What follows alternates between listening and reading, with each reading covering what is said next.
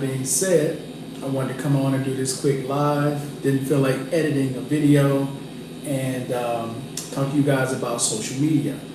So this was brought on because earlier today I talked to my attorney. As some of you all know, I'm getting another visa for Colombia, hopefully for another 3 years instead of a 1 year, hopefully. And part of the application process now, they want you to give all of your social media links. Facebook, Instagram, TikTok, YouTube, Twitch, Twitter, all of it, all that you're on. And one of the stipulations is if you don't provide all of your social media, your application could be denied. So I provided her with all of my all of my links for social media. And of course, if you guys, I don't have any, I just talk about VA stuff, and I post a lot of stuff on my other channel that's tech. Same on Instagram, I just do photos and tech. I don't do anything crazy, right? So I've been out of the workforce now over 13 years. Yeah, it's been over 13 years I've been out of the workforce. So I'm totally out of the loop with how hiring processes work, how HR works. So I called my cousin who has a business in Phoenix, and I asked him, about social media and how social media works when getting a job now.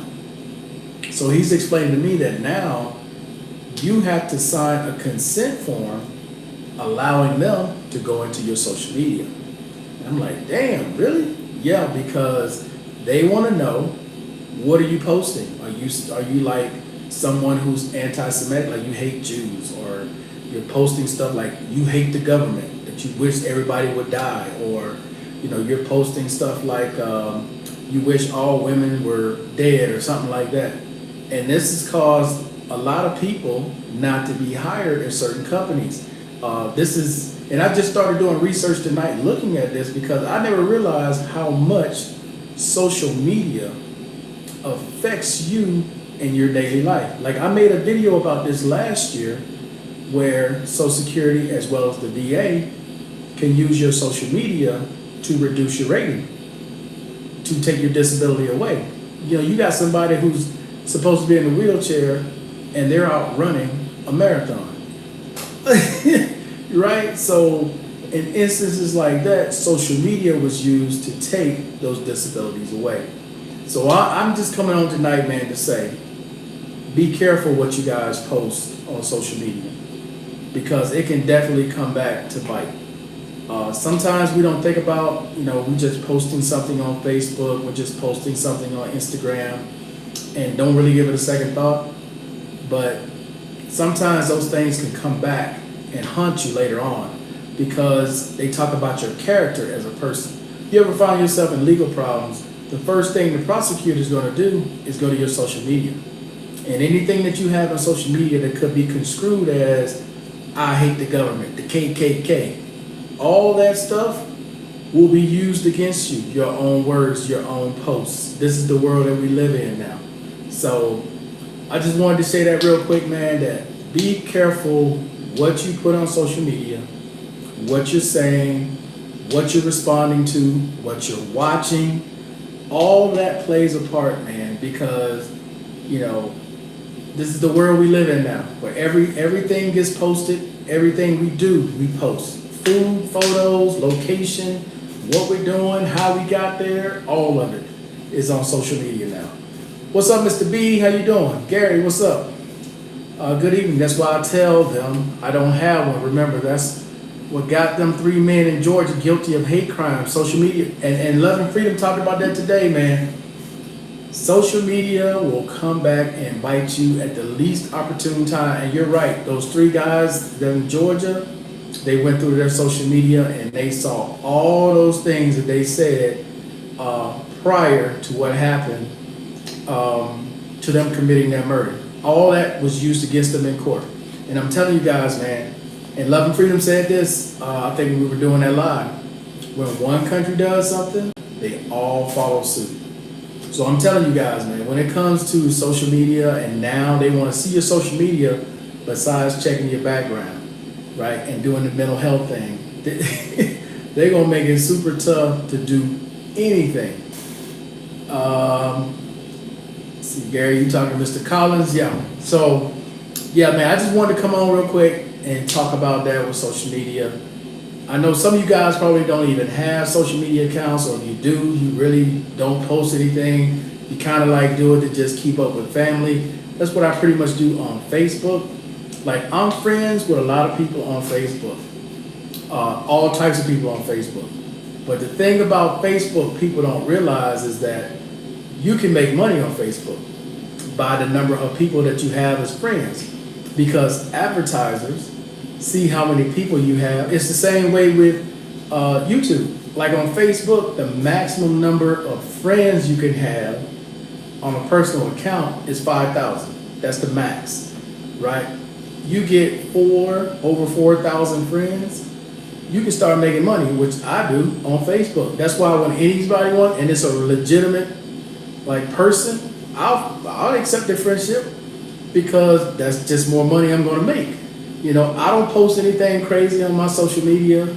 I went through and I looked at a lot of stuff. I deleted a lot of stuff from way back when, but I try to keep my social media as even keeled as possible, because I know stuff like this is going to come back to bite.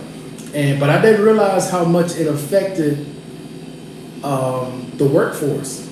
I was surprised to hear that from my cousin today, that they use what's on your social media to make decisions like that, because they can become liable.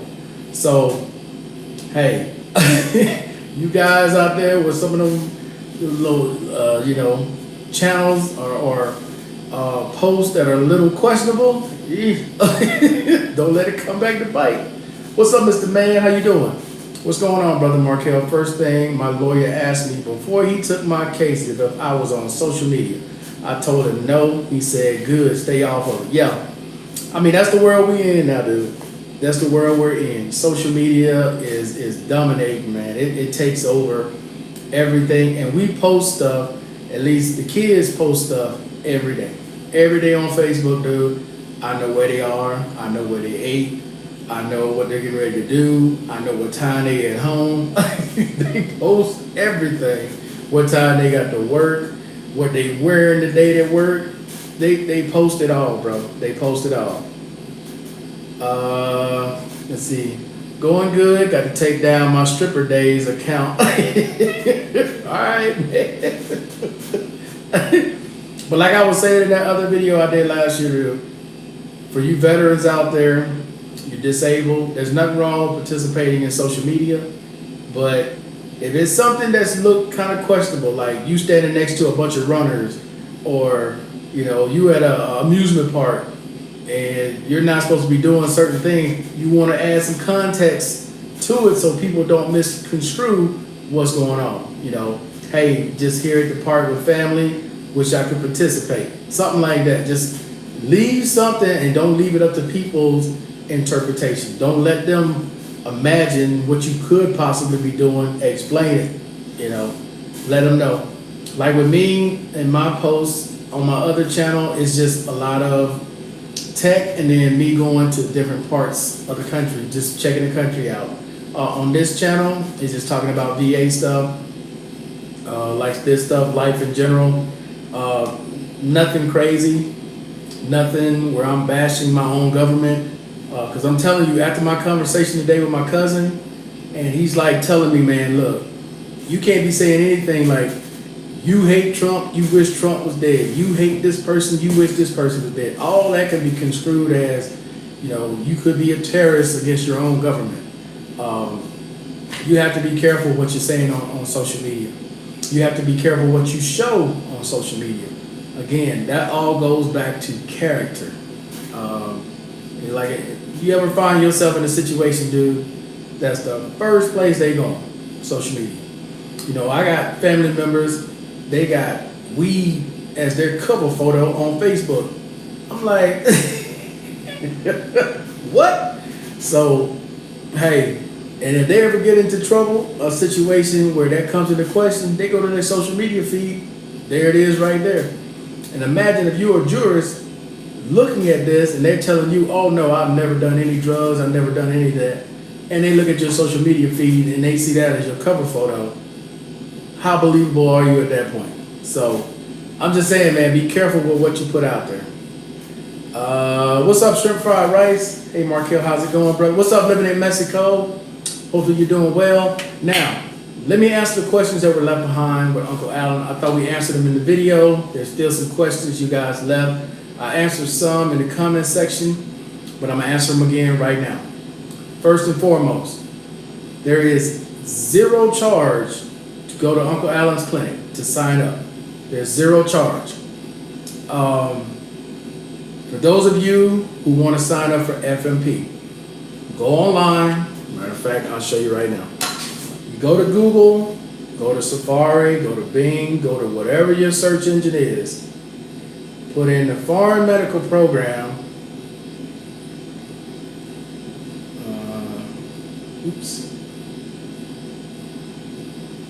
Put in the Foreign Medical Program and download the form.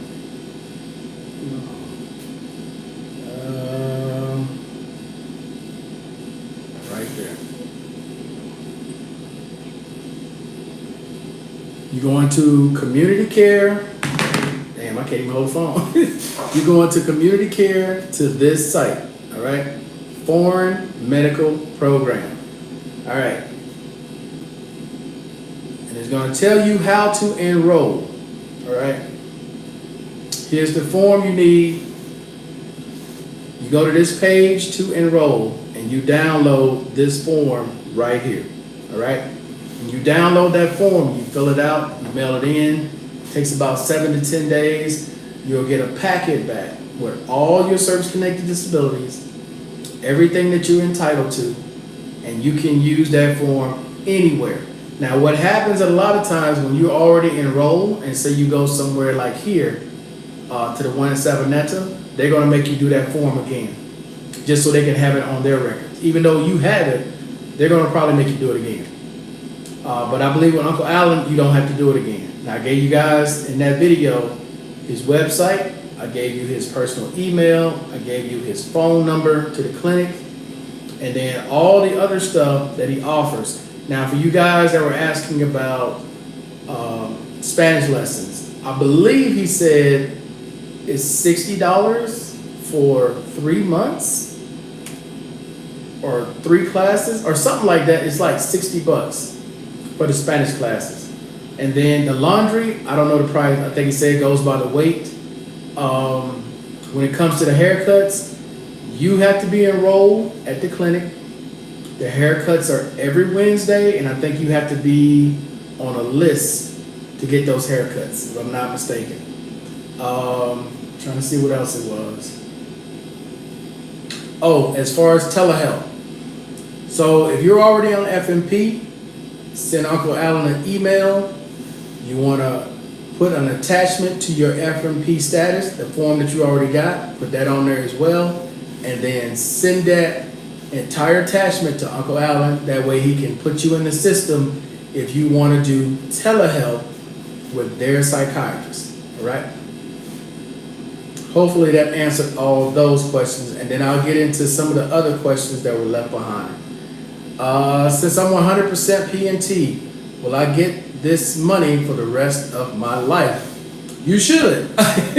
I'm pretty, look, okay, because this is a question that a lot of you guys have been asking lately with taking disabilities away.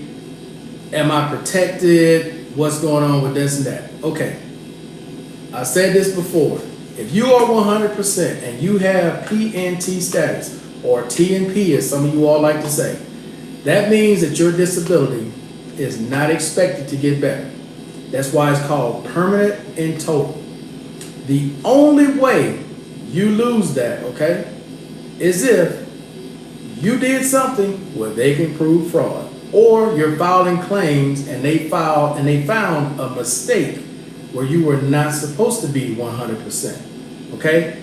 Other than those scenarios, you got your 100% PNT. You plan on filing no more claims at all. There is no reason whatsoever for you to worry about them taking something away from you. All right? because they've already given you something saying it is permanent. Understand that. They're telling you right now what you got is permanent. Unless you're going to do something, or unless there was a mistake or you committed fraud, there is no reason for them to go in your file. There is no reason for them to take it away. Hopefully that's clear.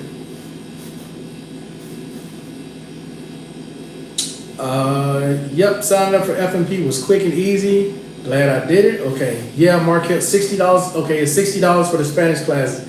How long do they last, Howard? Was it 3 classes or 3 months? It was something with a 3. It might have been 3 months of classes. And then for the person who asked that question again, do you really need Spanish in these countries? Yes, you're gonna need to know Spanish, bro. You're gonna need to know Spanish. So I'm not saying you gotta be fluent.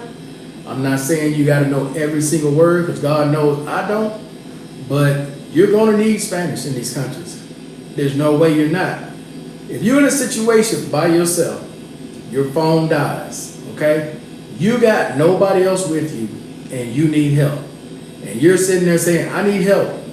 Nobody around you understands English. Then what? Then what do? You understand what I'm saying? You just need to know basic stuff. Ayúdame, help me. You just need to know basic stuff, man. Just basic stuff. Not saying you got to be fluent, but if you want to communicate and if you're going to live there and retire there, then yeah, I would think you would want to know some Spanish so you can understand what's going on around you.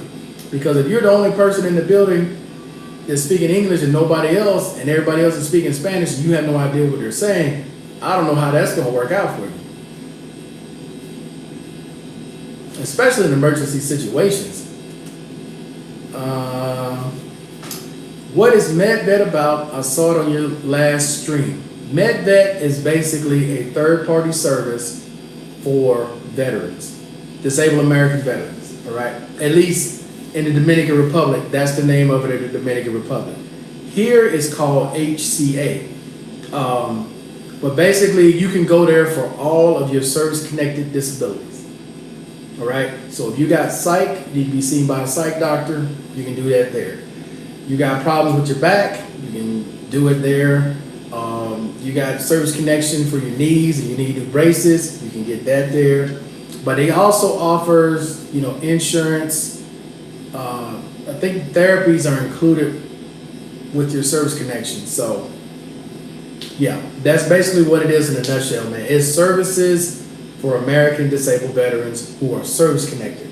Now, if you're going, you have 0 service connections, there ain't really nothing they can do except offer you that Dominican insurance that he was referring to. And whatever you're service connected for, that's all they can see you for. It's not like the States. When you 100% in the States, you can go for anything. Anything in the States. When you go to these countries, it's only for what you're service connected for. So if you only service connected for this finger and you break this arm, they can't do nothing for you with this arm. They can only see you for this finger. Hopefully that's clear. Common sense questions. It's all good, man. It's all good. But you guys who are just worried, you can't be worried about that 100%, man.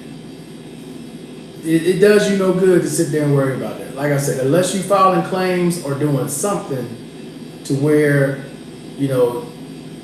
you out running a marathon and you supposed to be in a wheelchair. Something like that where you committing fraud. No. I don't even give that stuff a second thought, dude. I never even think about it. The only time something like that even crossed my mind is when we have a government shutdown. And even then, our money comes from DOD, Department of Defense. It doesn't come from the budget that they deal with, like, what do you call it? I can't think of the name of it, but DOD is the last line of defense, okay? You're going to be one of the last people to stop getting paid VA. Now, Social Security is a different story. When they do the government shutdown, it could affect your Social Security, but it won't affect your VA, because VA is part of DOD, all right? Any other questions before I bounce off here? I just wanted to come on, man, and talk about that social media, answer those questions that were left behind with MedVet. Any other questions you guys have before I get off? All right. I did put out a video earlier today on my other channel talking about the mask mandates being lifted here in Colombia. In public places, you can take your mask off. In confined areas, they want you to still wear them, but of course you're gonna know nobody's gonna wear them there. Let's see. Yeah, those classes are for 3 months. Okay, I think that's a good deal of learning Spanish face to face versus YouTube. Yeah, I mean, people learn different, man. For me, I don't do classes. I personally learn from just talking to the people here, from WhatsApp, seeing the same things over and over again, and then understanding what it means, and then practicing saying it to them, right? And then they correct me when I'm saying it wrong. Because I used to have the hardest time saying some of these words. Now I say them pretty easily. For example, we went to this one city called TTRB. I could never get what they were saying until they wrote it down. When they wrote it down, okay, TTRB, but the way they were saying it, it just sounded like TRB, TRB. So everybody learns different. Some people can learn from YouTube, what is it, Spanish with Paul, or they can do Duolingo. Some people, they need that face-to-face. Even now, with some Spanish, bro, you can use one word for one thing, but in another sentence, it means something completely different. But my biggest problem with Spanish is that I still haven't learned how to reverse the order, where the noun goes before the pronoun. I'm still saying it in English instead of saying it in Spanish. So for example, for you guys out there, for clear example, in English, we would say gray car. In Spanish, it's carro gris, right? It's reversed. So I have a hard time with that, putting the noun before the pronoun or whatever it is, because they say what it is first and then the action, where in English, we say it the other way. So I'm still thinking in English instead of thinking in Spanish. And that's my biggest problem right now. I know what they're saying to me, but when I bring it back to them, I'm not saying it in the right order. Give you guys another quick example. Let's see. Hey, Uncle Alan's staff actually spoke very good English. Yeah, I could tell. What was her name? Anna, I think was her name. I think he said her name was Anna. She spoke very good English. But I'll give you guys another example of what I'm talking about. With sports, right? Deporte, sports. In English, we would say American football. In Spanish, football Americano. So it's just something you got to get used to, man, is turning it around, which is crazy.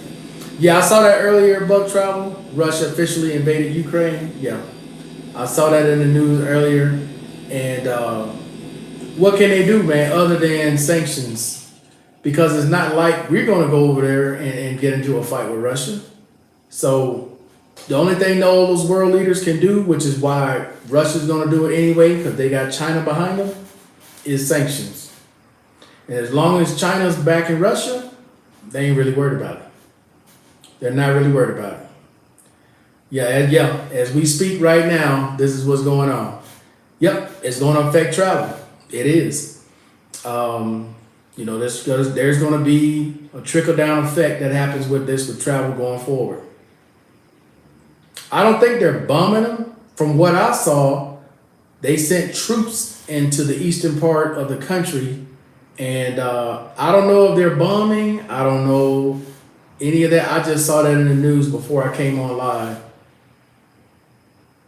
China's silent? Yeah, but I think someone had posted or said something about this earlier or yesterday or the day before, that China is going to back Russia.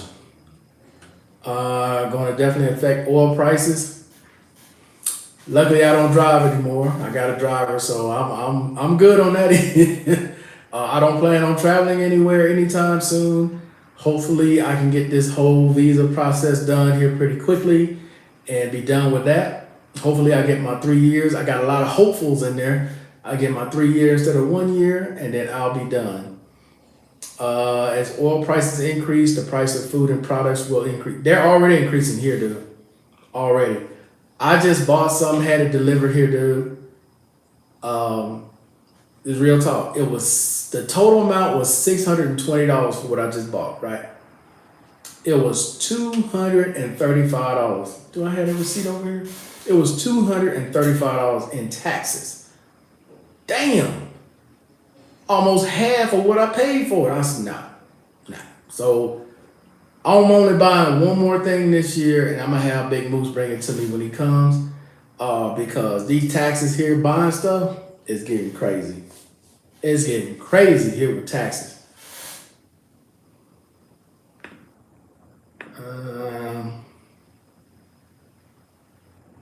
On TV, they said they hear bombs. Wow. Okay, so they're bombing. Yep. Plus the natural inflation that's taking place. Yeah. No problem. You have a great night. Let's see. Yeah, the explosions being heard throughout the country. Not good. That is not good. I got you, Howard. I know what you meant. That is not good, bro. Well, I mean, at this point, a peace is out because he's invading. Yeah, the only thing they can do is sanctions, bro. There ain't nothing else they're gonna do. They're not gonna go toe to toe with Russia. No country wants to do that right now. People still gonna drive and go to work. Just can't sneak across town and see that chick on the other side. Oh, they still gonna do that. If she's close enough, they'll walk or get on a bike. But they're still gonna do that. That's still gonna happen, without a doubt. Without a doubt. All right, guys. Like I said, I just wanted to come on real quick, man, talk about those things and answer those questions. I appreciate everybody watching as always, guys. And until the next time, peace. You all.